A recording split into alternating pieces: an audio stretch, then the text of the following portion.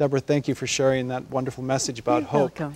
You have had a great opportunity to do a lot of outreach work, and I wonder if we could talk about your sense of hope, how it's shown to us through that work, because you're touching people on a very personal, vulnerable level, aren't you? Yes, yes.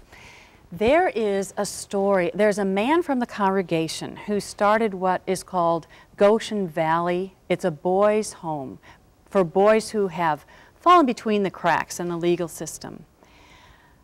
A family, young family from the church, lost their twin boys.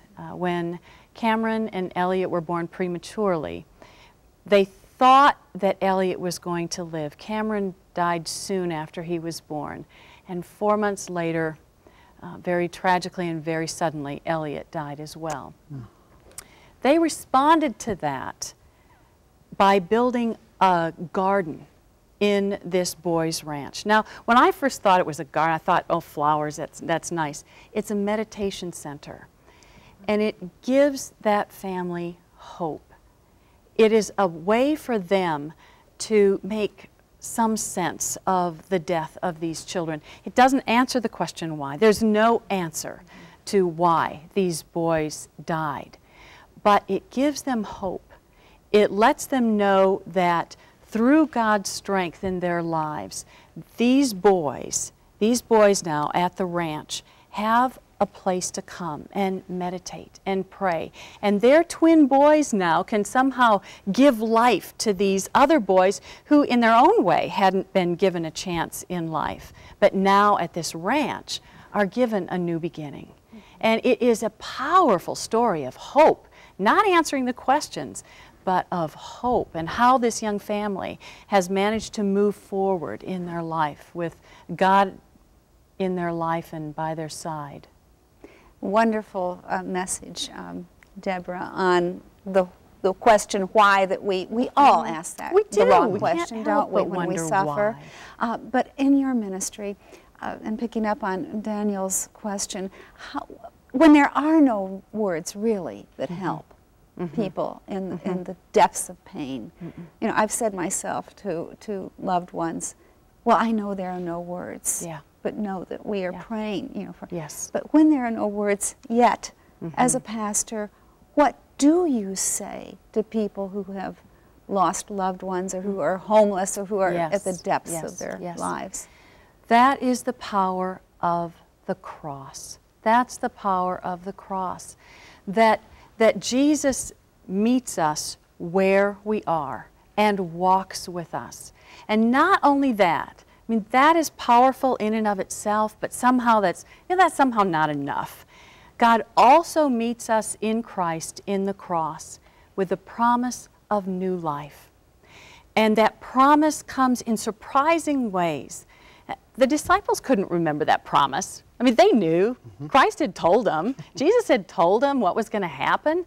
How could they remember that promise of new life when all they knew was the crucifixion?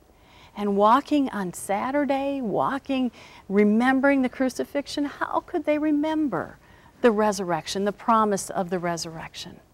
And yet, it happened.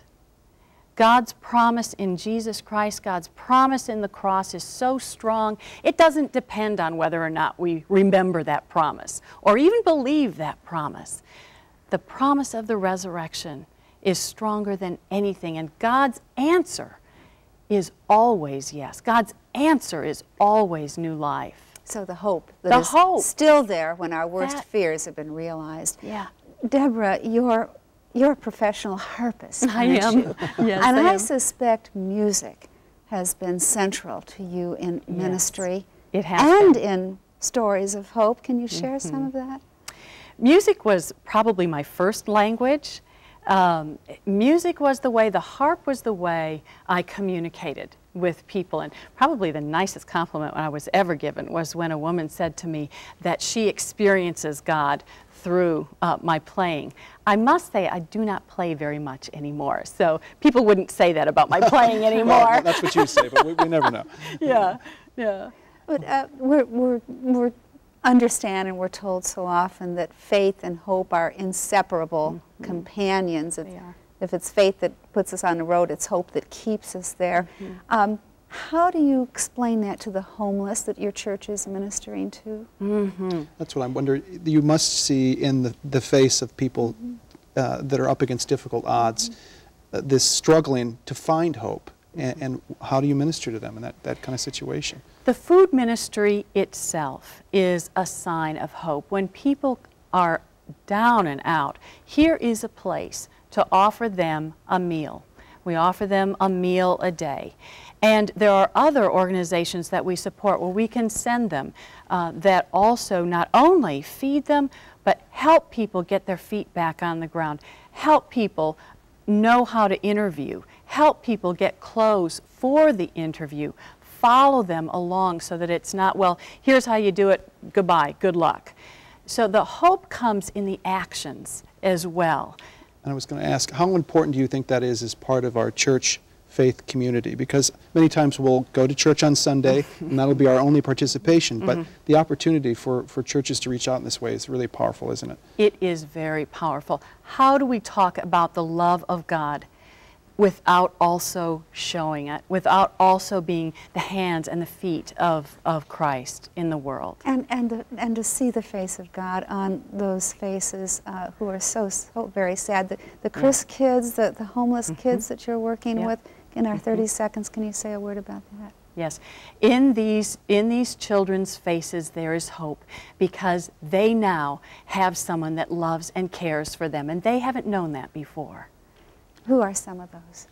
Some of those children are some of those children that have run away for all kinds of reasons, who have not been supported in their home life. And now they have. Now they are supported. Now they are loved. Now they are given resources and tools to build their lives. Thank you so much, Debra Samuelson.